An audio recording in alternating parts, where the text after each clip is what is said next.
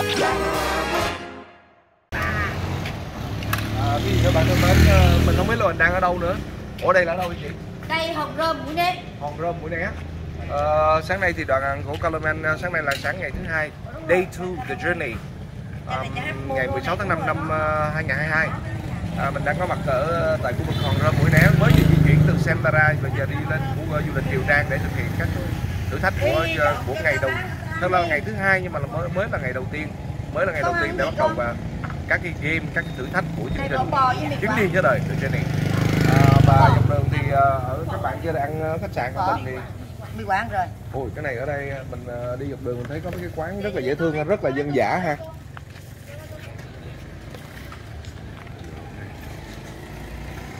Rất là dân dã luôn. Đây có bò.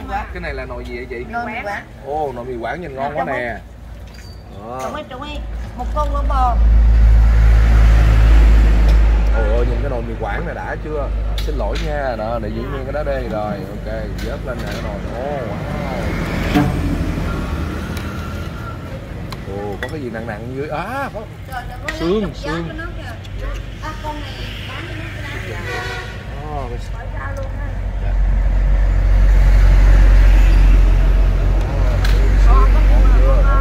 bán wow, mà con đó thân mến, hấp dẫn không? Rồi mì gỏi, mì Quảng ở Phan Thiết là nó khác với lại mì Quảng ở Quảng Nam nha, nước nó rất là nhiều. Còn cái nồi bên kia nồi gì em? một cái bò chua.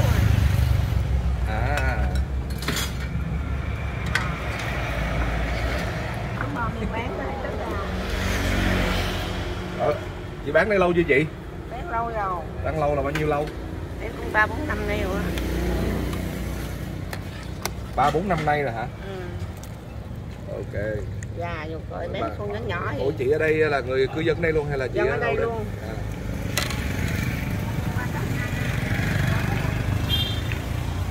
Đây có phở bò mì Quảng cơm sườn. Mình không biết là chị tên gì luôn, chỉ biết ở khu vực Hòn Rơm. Nó bán học sinh nè. Rồi ok. Sao em? Rồi, rau tươi lắm luôn.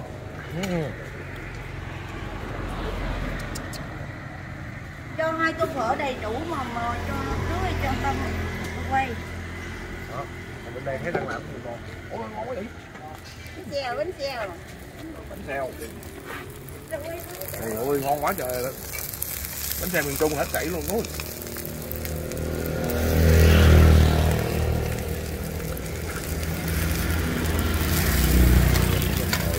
Nhìn cái nồi đã chưa? Trời ơi.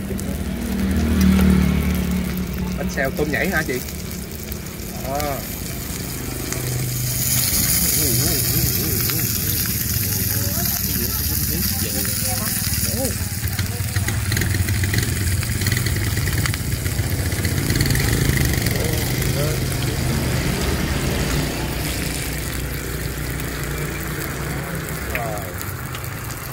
Hấp dẫn quá.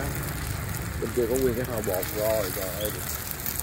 Bữa mình đi ăn bánh xèo ở Phú Yên thì bà con bác mình thấy ha, là đổ bằng cái, còn ở đây người ta đổ bằng cái nồi đất luôn, cái lò đất hấp sảy luôn, rất là thú vị. Cái nấu cái xèo buổi sáng thơm quá trời thơm.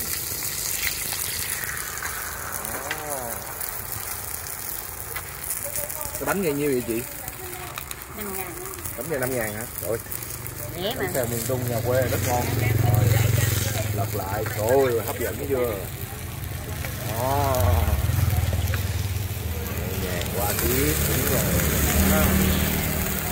Một cái 5.000. Em mua đây em ăn bên kia hả? Được hả?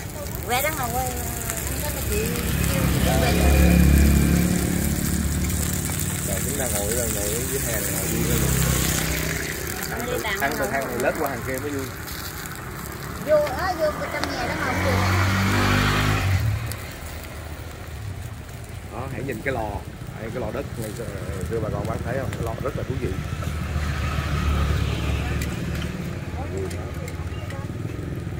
Rồi đó. Bình thường rồi. Rồi đó, cái lò độc đáo chưa? Rồi, bốc.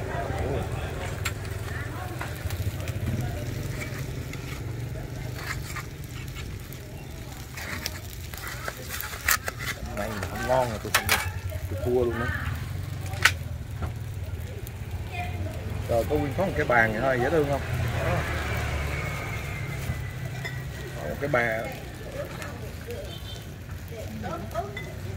này Nhung. Còn cái nước sốt này nước gì vậy chị trong cái này hả? Nước mắm trong đó. À cái nước mắm trong đó hả? Wow. Cái thổ mình múc ra mình để hoài trước cho người ta đi. Mình đưa đi cho nhanh. Đó, tôm tươi rói luôn. Rồi đấy, ở dưới nữa thịt ba rồi tiếp tục chị đổ tiếp. Chị bán buổi sáng không hả chị? Bán buổi sáng. Dạ. Nó xùi. Mình ngồi với nhau.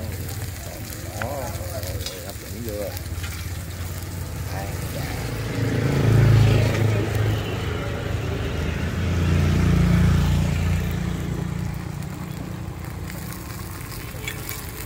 Rồi ăn cái đi.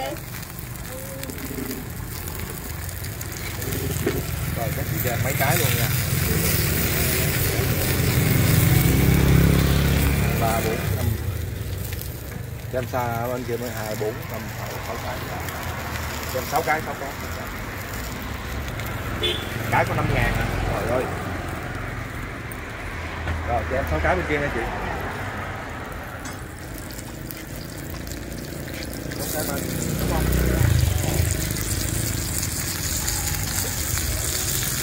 Ăn từ quán này từ bên đây nha. Gọi là ăn sáng mà ăn từ quán này chạy qua cái quán kia là cái rồi tối mở ra có hôm qua lên truyền hình nha.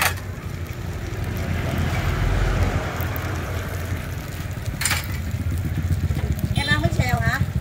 Cái này ăn xèo. Ta bưng cái 2 tô nước mắm qua đó.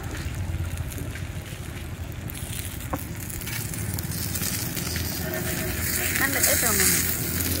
Rồi cho em 6 cái.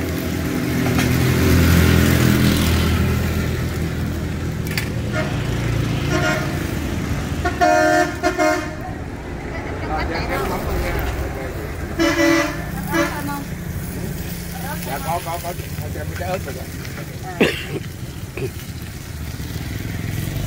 Cái thang nè, ôi. Ôi cái nồi này chắc là cũng vừa đưa viện bảo tàng được rồi đó. Đồ gì bảo tàng mau rồi mới. Ôi nè con nhìn cái sửng là mắc cười đó hả? Hay hả? Bên dưới rồi để. Dạ em ngồi bên chỗ hai bé đó đó. Dạ. Độc đáo chưa? Rồi. Em 6 cái rồi đổ nó tiếp nè. Ăn nóng hổi vừa thổi giang mà có 5.000 bạc à.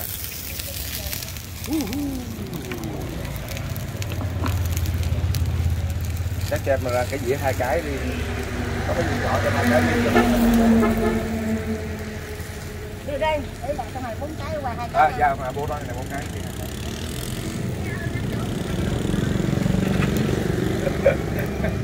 Quả buổi sáng tranh thủ về mà vui đó bà con ơi, nói thiệt luôn á. Rồi chậu thịt chế. Rồi. Muốn bánh kia chậu này. Ủa đâu? Bên kia hả? Dạ đây bên đây hai bà đang ngồi trong. Hai bà ăn. Để em mấy trăm. Cho tiền sau luôn đi ha. Lỡ ăn thêm rồi đó. Rồi ngon chưa? Rồi cho em 4 cái quanh kia nha chị. Rồi quẹo vô luôn. Rồi. Cái ông kia mà. Trong truyền hình nó giao cổ.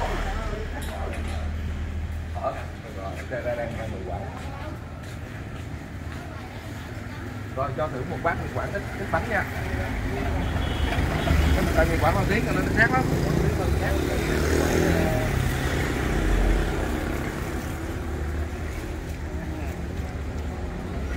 Rồi cho em tô mì Quảng.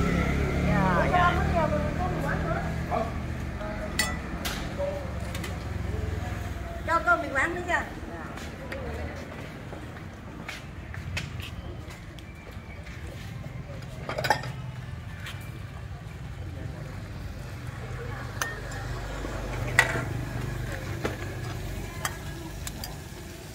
Cho một tô mì Quảng.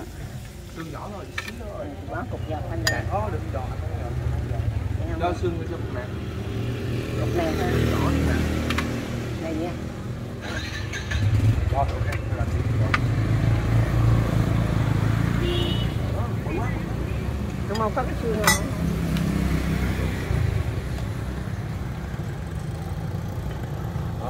Quảng ở Phan Thiết nước nhiều, đúng không chị? Em phải hát nhạc Poro ha. Dạ. Hát nhạc Poro. Ủa nào giống như nước ngoài ca.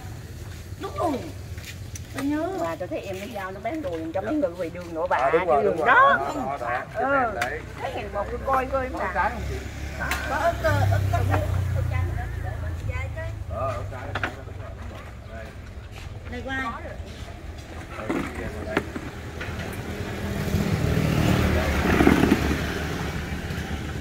Này, hai đứa ăn cái này. Nha, cái này ăn. Nóng quá. Này đang vậy nè, ta bỏ nước, người ta bỏ nguyên cái vô trong đây luôn á. Đấy, tranh thủ hưởng thụ. Mình đoàn xe vẫn chưa đi qua.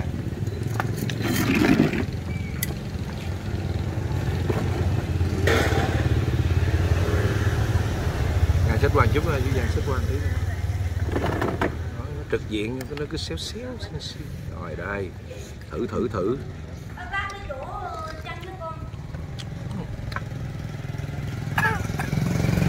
em ăn bún Dạ em ăn mì Quảng cũng ăn. cái sợi mì Quảng đây lạ quá hả? Sợi mì Quảng nó không có giống như sợi mì Quảng của Quảng Nam ha. Nhìn nó giống như cái sợi bánh phở, giống cái bánh phở hơn á.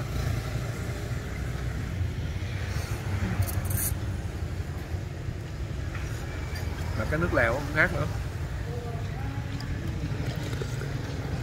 Nước lèo nó ngọt. Đây là phải chanh, là mình phải thêm chanh vô. Vui thiệt chứ, lạ ghê á. Rất nhiều người nói mình phải ăn mì Quảng Phan Thiết. Nói cái mì Quảng Phan Thiết nó rất là khác với cái mì Quảng của Quảng Nam. Bữa nay mình thấy khác thiệt. Khác từ cái sợi mì luôn, rồi tới cái nước dùng luôn. Thêm miếng chanh, miếng nước mắm vô để nó khác liền.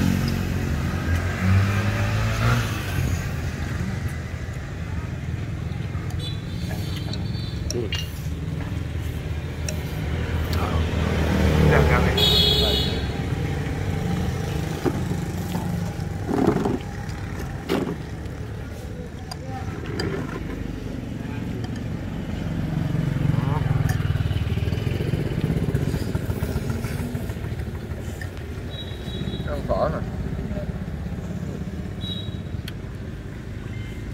Phở bò.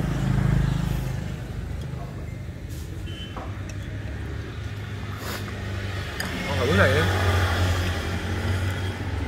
Bỏ thử một chiếc bánh vào trong đây nè. Hai đứa làm chung tô để anh làm một cái.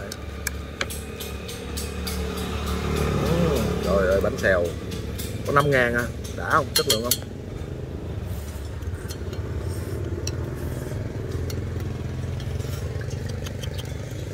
Ăn chưa hết tô bún nó chuyển bằng bánh xèo, bó tay tôi luôn.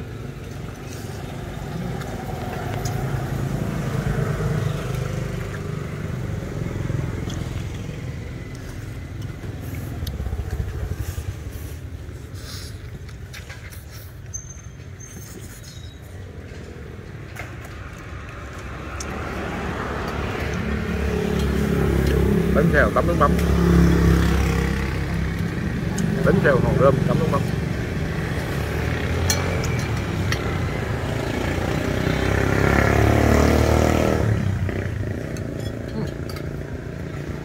Bánh xèo rất ngon nha.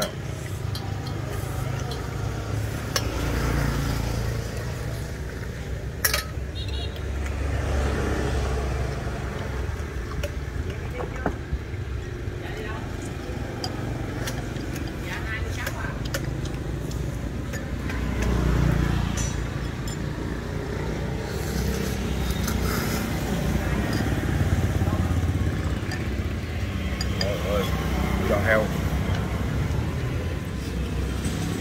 ngon xúc xích.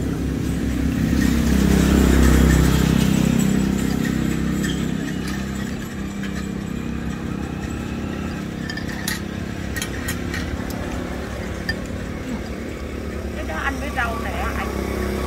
Phải không? Dạ. Ăn như cũng đuổi với rau xà lách. thích ăn rau thích, đói ăn rau đâu uống thuốc.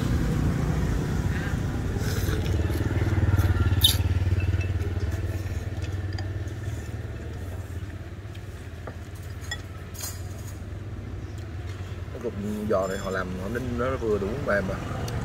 Ôi chị. Không biết cái điều chỗ này xác định khu vực này ở đâu luôn á, thiệt luôn á. Chỉ biết là hòn rơm trên cái đường từ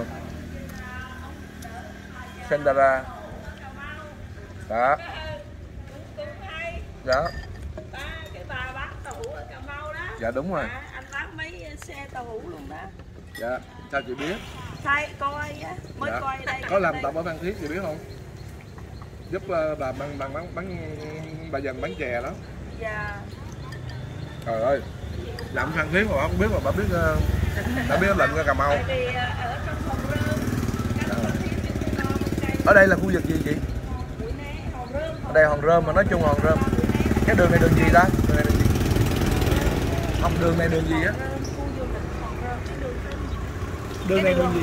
Đường Xuân Thủy. À, đường Xuân Thủy.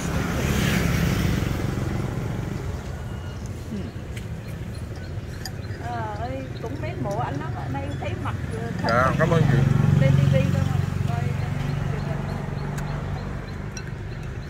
Dạ. anh ăn ngon nè. Dạ, cảm ơn chị. Đường Xuân Thủy. Nãy giờ nói mới để ý là nghía qua bên kia mới thấy có cái tên đường Xuân Thủy. Xuân Thủy. Dạ. Đường đây rất là hẻo lánh, rất là ít người nha. Dạ. Mỗi tháng rồi là bán lắm đã mà không. Chuyến đi nhớ đời là phải đi vậy mới nhớ đời chứ. Lăng đăng. Dạ.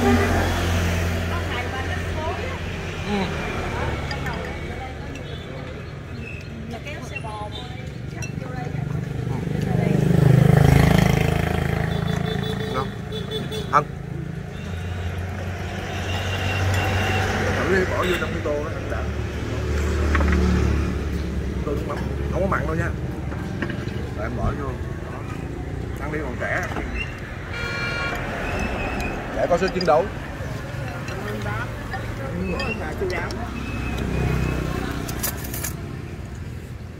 Ồ, có nước suối Aqua Tree nữa hả? Vui không?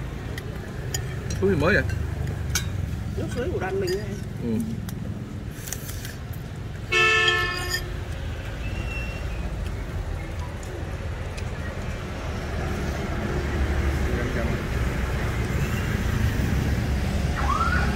Ngon, được. Cho nghe mấy không? Cá này ăn. Cá nước suối thì mới đẹp quá vậy.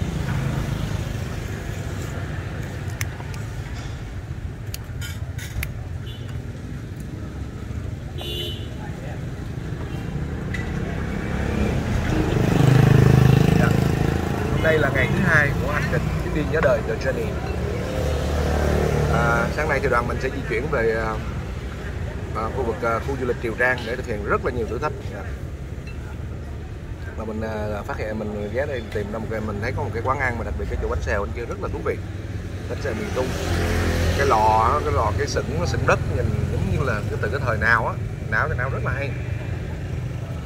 Trên đường Bà Hòn Rơm, đường là đường Xuân Thủy nha bà con bác mình có đi đâu nếu mà có về Phan Thiết chơi mà có đi đâu cái hướng lên đó lên hướng mà cái khu du lịch Triều Trang này bà con bác có thể để ý chút xíu, có một cái quán mình vỉa hè ngồi rất là vui. Này ăn hơi quá hớp, ăn từ bên này mà lết qua bên kia luôn.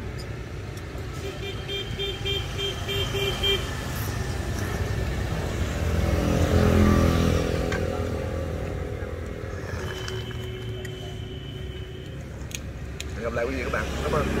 Xin chào tạm biệt.